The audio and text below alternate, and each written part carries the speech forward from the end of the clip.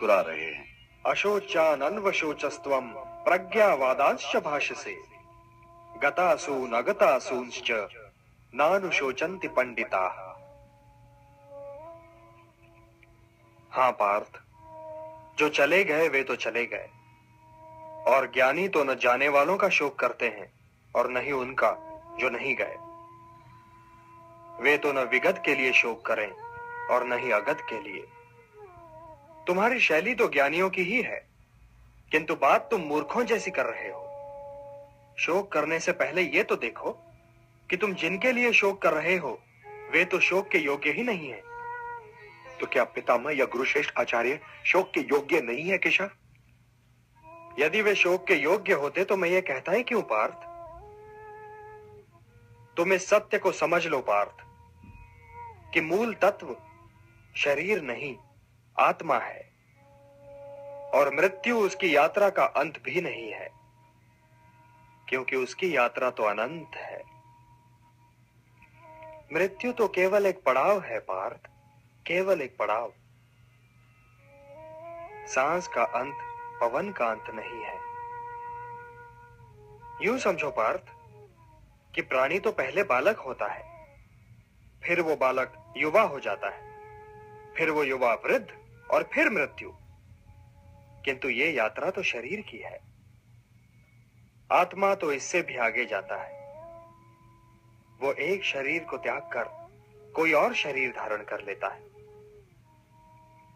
इसलिए जो यात्रा मृत्यु पर समाप्त हो जाए वो तो केवल शरीर की यात्रा है पार्थ, केवल शरीर की यात्रा है। न जायते म्रियते वा कदाचित् नायं भूत्वा भविता वा न भूयः अजो नित्यः शाश्वतोऽयं पुराणो न हन्यते हन्यमाने शरीरे।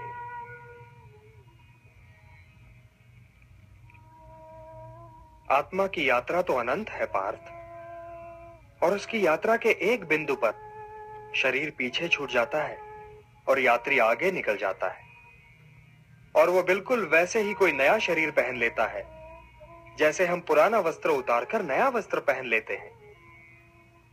वासांसि जीर्णानि यथा विहाय नवानि गृह्णाति नरोपराणि तथा शरीराणि विहाय जीर्णानि अन्यानि संयाति नवानि देहि।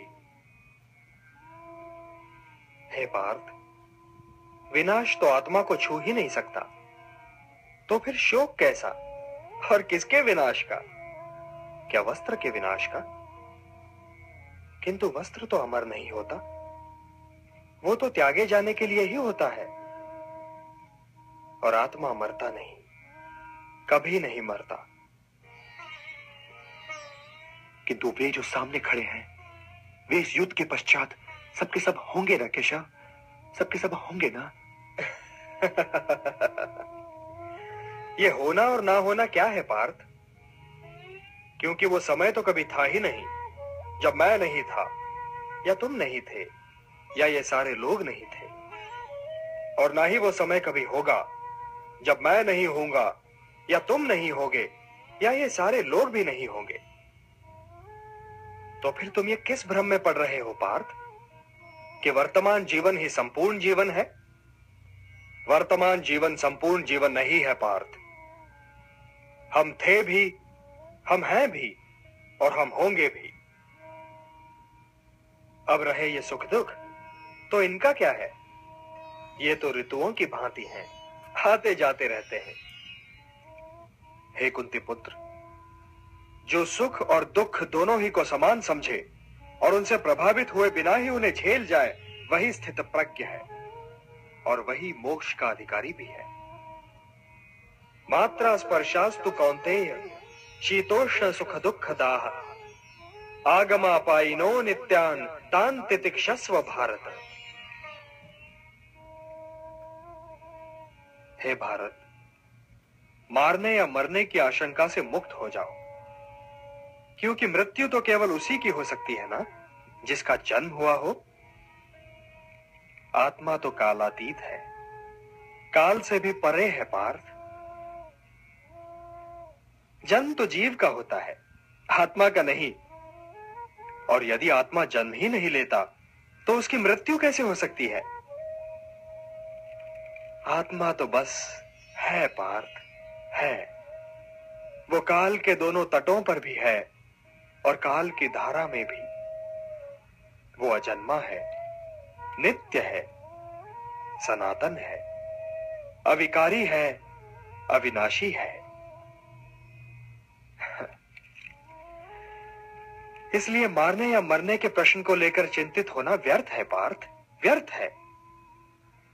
मृत्यु तो केवल शरीर की होती है और उसकी मृत्यु के पश्चात भी आत्मा नहीं मरता, क्योंकि शस्त्र उसे काट नहीं सकता, अग्नि उसे जला नहीं सकती, जल उसे गीला नहीं कर सकता और वायु उसे सुखा नहीं सकती। नैनम छिन्दन्ति शस्त्राणि नैनम दहति पावकः न चैनम क्लेदयन्त्यापो न शोषयति मारुतः। अब किस चिंता में हो पार्थ? हे जनार्दन, क्या मैं केवल एक आत्मा को पितामह कहता हूं? मैं अपने धूल में सने वस्त्र पहनकर एक आत्मा की गोद में गुजारा करता था। वो जो श्वेत वस्त्र वाले वृद्ध योद्धा सामने अपने रथ पे खड़े हैं, क्या केवल वो एक आत्मा है? क्या उनके उस शरीर ने, जिसे आप आत्मा का वस्त्र कह रहे हैं, अनेक बार मेरे शीश पर आशीर्वाद देने के लिए हाथ नहीं धरा था? क्या वो वृद्ध ब्राह्मण श्रेष्ठ केवल एक आत्मा है जिन्होंने मुझे धनुर्विद्या सिखाई है? केशव, मैं आत्मा के नित्य होने, पुरातन होने, अविनाशी होने को नहीं नाकारता, पर जिन शरीरों की मैं बात कर रहा हूं, वो शरीर भी तो मेरे कुछ लगते हैं ना। आत्मा तो जन्म नहीं लेता केशव, आत्मा तो जन्म नहीं लेता, किंतु लोग तो जन्म लेते हैं केशव, लोग तो जन्म लेते हैं। हाँ, लोग जन्म तो अवश्य लेते हैं पार्थ, किंतु इस तर्क को तनिक आगे बढ़ाओ महाबाहो, तनिक आगे बढ़ाओ। जो जन्म लेगा उसकी मृत्यु तो निश्चित है, तो निश्चित का शोक क्यों?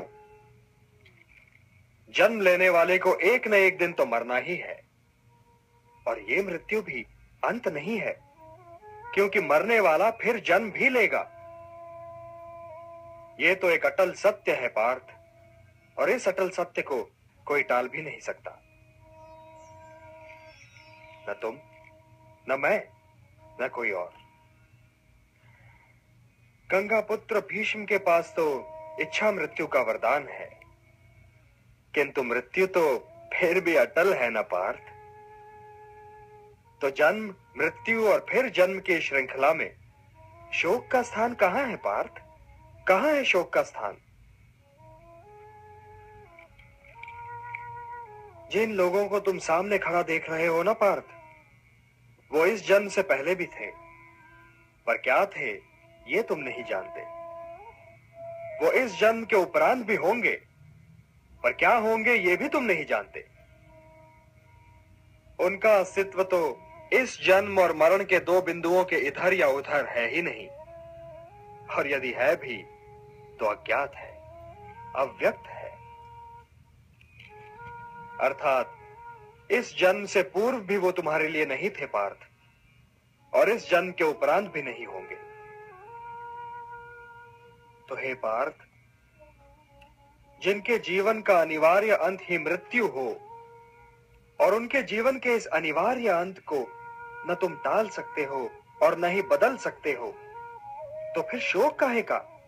और शोक क्यों? ये पितामह, ये गुरुजन, ये सगे संबंधी, इनमें से किसी को भी तुम उनके इस जन्म से पूर्व भी नहीं जानते थे पार्थ, और न ही इस जन्म के उपरांत जानोगे।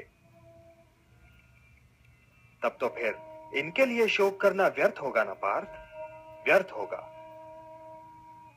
अव्यक्तादीनि भूतानि व्यक्त मध्यानि भारत अव्यक्त निधनान्येव तत्र का परिदेवना। ये देवकी नंदन मेरे अनुज पुत्र अर्जुन को समझा रहा है कि भड़का रहा है?